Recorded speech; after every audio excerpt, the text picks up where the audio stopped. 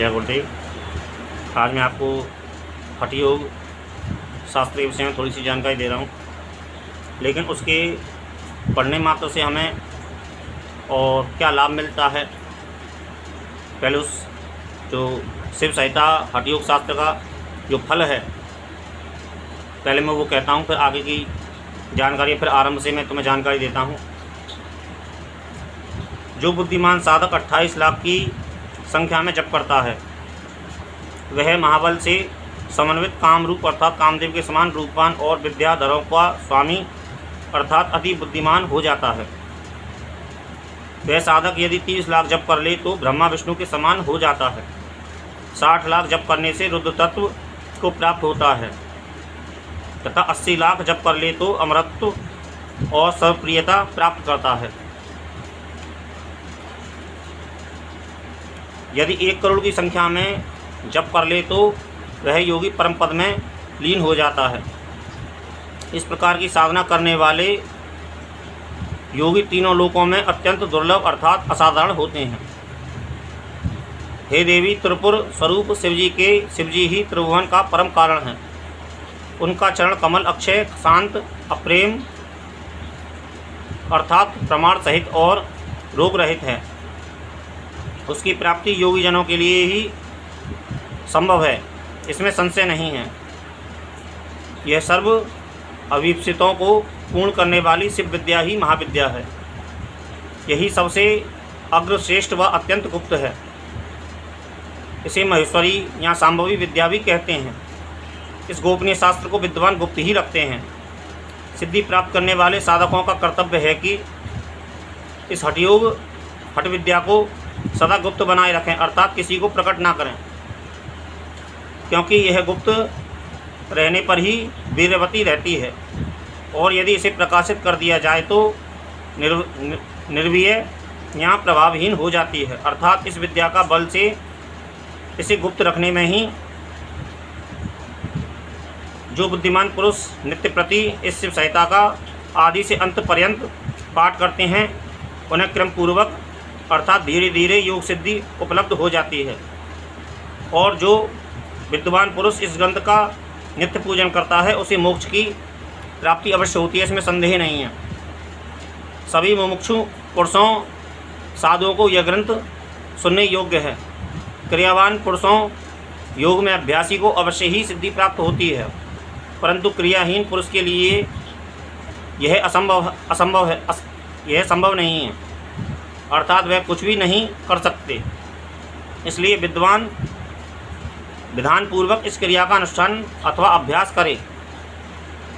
योग क्रियाओं का उचित प्रयोग करने से इच्छित लाभ मिलता है, वह संतुष्टि प्राप्त होती है। जो ग्रस्त इंद्रियों में आसक्त ना हो वह योग की साधना करके मुक्त हो सकता है। यह योग साधना योग्यता के अतिरिक्त ग्रस्त पुरुषों को भी सिद्धि देने वाला है। इसलिए ग्रस्त पुरुषों भी इसका जप सतत अभ्यास करता हुआ प्रयत्न पूर्वक साधन करें। घर में पुत्री पत्नी आदि से संपन्न रहता हुआ ग्रस्त व्यक्ति भी यदि इस संग का परित्याग करके आंतरिक रूप से योग मार्ग में प्रवृत्त हो जाए तो उसमें सिद्धि के चिन्ह दिखाई देने लगेंगे और वह सदा आनंद युक्त होकर क्रीड़ा करता रहेगा। इसलिए साधक का परम कर्तव्य है कि वह संग रहित होकर जीवन व्यतीत करे और इस योग ग्रंथ में दी गई विधियों का उपयोग करके ब्रह्म आनंद को प्राप्त करे। यह मेरा मत है। तो एक छोटी सी जो फल है इसका, तो उसकी मैं जानकारी दे रहा हूँ और इससे आगे मैं तुम्हें इसे शुरू से इसकी जानकारी दे रहा हूँ और इसका आप लाभ उठाएं और अपने ज्ञान में वृद्धि करें। अब इससे आगे की शुरू से जानकारी देता हूँ। जो इसकी विषय सूची है पहले तो उसे समझ लें कि ये एक बहुत अच्छा ग्रंथ माना जाता है। हठ योग इसको बोलते हैं और ब्रह्म विद्या भी इसको बोला जाता है। तो सर्वप्रथम साधकों एवं पाठकों से एक संवाद। मुद्रा प्रकरण विवेचन। प्रथम पटल का रहस्य। प्रथम पटल आरंभ लय प्रकरण, द्वितीय पटल का रहस्य, द्वितीय पटल आरंभ, तत्वज्ञान प्रकरण, ईड़ा पिंगला, नाड़ी संख्या विश्लेषण, चित्रा नाड़ी वर्णन, मूलाधार वर्णन, कुंडलिनी वर्णन, सुषुम्ना नाड़ी वर्णन, अन्य नाड़ी वर्णन, वैश्वानर अग्नि वर्णन, देह स्थित जीव वर्णन, मोक्ष साधन वर्णन, तृतीय पटल का रहस्य, तृतीय पटल आरंभ, योगाभ्यास प्रकरण, प्राण विषय वर्णन,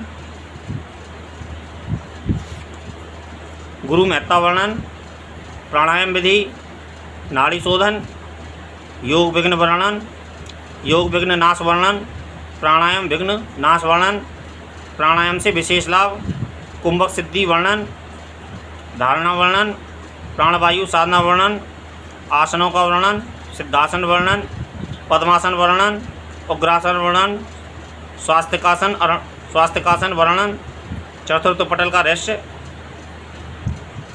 योनि मुद्रा वर्णन, 10 मुद्रा वर्णन, महामुद्रा वर्णन, महाबंध वर्णन, महावेद वर्णन, खेचरी मुद्रा वर्णन, जालंधर बंध वर्णन, मूलबंध वर्णन, विपरीत करणी मुद्रा, उड़यान बंध वर्णन, वज्रौली मुद्रा वर्णन, अमरौली मुद्रा वर्णन, सहजौली मुद्रा वर्णन, शक्ति चालन मुद्रा वर्णन, पंचम पटल का रहस्य, भोग रूपी योग विघ्न वर्णन, धर्म रूपी योग विघ्न वर्णन, ज्ञान रूपी विघ्न वर्णन, भोजन विधि वर्णन, समाधि लक्षण वर्णन, चतुर्थ विधि योग वर्णन, मृदु साधक वर्णन, मध्यम साधक वर्णन, अधिमात्र साधक वर्णन, अधिमात्रम साधक वर्णन, प्रतीकोपासना वर्णन, मुक्त पुरुष अनुभव वर्णन, रसनाड़ी वर्णन, कुंडलिनी चक्र वर्णन, मूलाधार चक्र वर्णन, स्वादिष्ठान चक्र वर्णन, मणिपूरक चक्र वर्णन, अनाहत चक्र वर्णन, विशुद्ध चक्र वर्णन, आज्ञा चक्र वर्णन, सहस्त्रा चक्र वर्णन, सुषुम्ना वर्णन, ब्रह्मरंध्र वर्णन,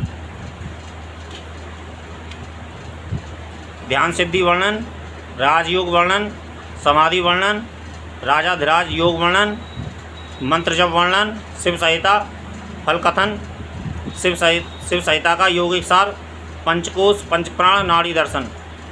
तो ये इसकी विषय सूची है, और विषय सूची होने के साथ साथ में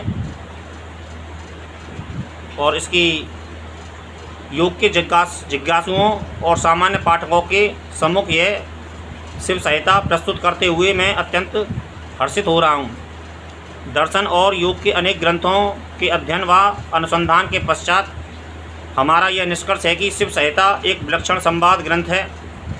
कई वर्षों से इस द्रुह संस्कृत ग्रंथ की सरल एवं सामान्य व्याख्या हो योग प्रेमियों की अपेक्षित थी।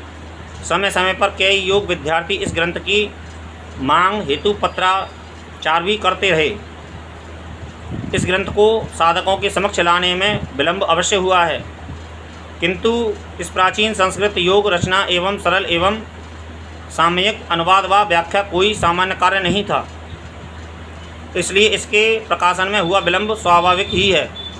इस ग्रंथ के सरल अनुवाद प्रस्तुतिकरण में योग ज्ञान के उचित मापदंडों को यथाशक्ति अनुपालन किया गया है।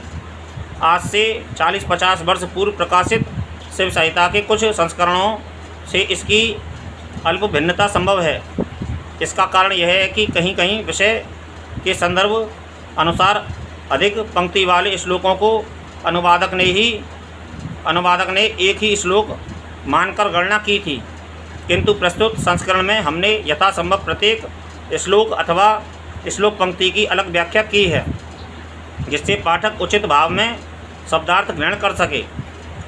ग्रंथ के कुछ अंश जैसे वज्रौली, सहजौली तथा अमरौली का वर्णन पूर्व के अन्य प्रकाशित संस्करणों में अप्रचलित मानकर नहीं दिया गया था, किंतु अब एक ग्रंथ की संपूर्णता के लिए पूरा विवेचन योग विद्वानों की सहमति से यहाँ दिया गया है। शिव संहिता के मूल संस्कृत ग्रंथ के प्रत्येक विवरण को इसमें सम्मिलित किया गया है। यह शिव संहिता मात्र द्रुह संस्कृत ग्रंथ न होकर योग अभ्यास की प्रत्येक विद्या से अधिक संबंध है। अतः इसके अनुवाद में योगाभ्यास के दृष्टिकोण को विशेष महत्व दिया है। भाषा की शुद्धता व सरलता तो पाठक स्वयं ही परख लेंगे। ऐसे विलक्षण योग ग्रंथों की प्रस्तुति वास्तव में परिश्रम का कार्य है, क्योंकि इस ग्रंथों में वर्णित कई अद्भुत विषयों का समाधान परख विवेचन नहीं किया जा सकता। अतः इसमें सम्मिलित कुछ विषयों पर विद्वानों के मतानुसार अधिक प्रकाश नहीं डाला जा सका। संभवतः ऐसे योग ग्रंथों में कुछ विषयों को गोप्य ही रखा गया है। इसी कारण सभी ग्रंथों में गुरु महिमा पर विशेष बल दिया है। अपने अनुभव से मैं कह सकता हूँ कि योग विज्ञान की कुछ ऐसी पहेलियाँ हैं जिसे योग गुरु ही सुलझा सकते हैं। इस ग्रंथ की व्याख्या के संदर्भ में हमने अनेक हस्तलेखों व पुस्तकालयों में उपलब्ध प्राचीन सूचनाओं का भी उपयोग किया है। शिव संहिता में ज्ञान एवं योग दोनों को समान पद प्रदान किया है। जिस प्रकार दिशाहीन शारीरिक अभ्यास निरर्थक है, उसी प्रकार तत्वज्ञान की मात्र तार्किक कसरत भी व्यर्थ है। मात्र बुद्धि पर आधारित प्रशिक्षण लेश मात्र भी ब्रह्म सत्ता के समीप ले जाने में सक्षम नहीं हो सकता। अध्यात्म के उच्च शिखरों में विचरण के लिए अभ्यासरत अनुभूति का भी महत्व है। इसलिए भगवान शिव ने ज्ञान की चर्चा से पूर्व ही ग्रंथ में अज्ञान की विशेष चर्चा की है। योग के ऐसे प्राचीन ग्रंथ अपने कथन के दृष्टिकोण से ही कठिन होते हैं। अतः हमारा प्रयास यही रहा है कि ऐसे सभी श्लोकों के अर्थ योग साधना की सरलता के दृष्टिकोण से किए जाएं। मात्र व्याकरण अथवा भाषा की सीमा को देखकर अर्थ को सीमित न रखा जाए। पुस्तक के 5 अध्यायों के शुरू में प्रत्येक पटल का रहस्य भी संक्षिप्त रूप में दिया गया है।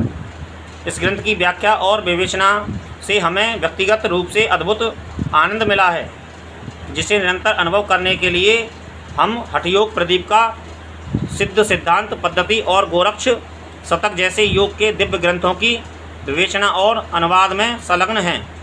यह तीनों भी यथासंभव शीघ्र प्रकाशित होंगे। इससे पूर्व हमारे गुरु भ्राता रामकृष्ण शर्मा राजऋषि का अष्टांग योग रहस्य हिरण्य संहिता हिंदी अनुवाद संस्करण रणधीर प्रकाशन से प्रकाशित हुआ है। साधक उसका आस्वादन भी कर सकते हैं। अंत में हम उन सभी ज्ञात अज्ञात प्रेरणाओं को धन्यवाद देते हैं जिन्होंने प्रत्यक्ष अप्रत्यक्ष रूप से इस ग्रंथ के संपादन में प्रकाशन में योगदान दिया है। स्वामी अमोघ कश्यप शिव योगी।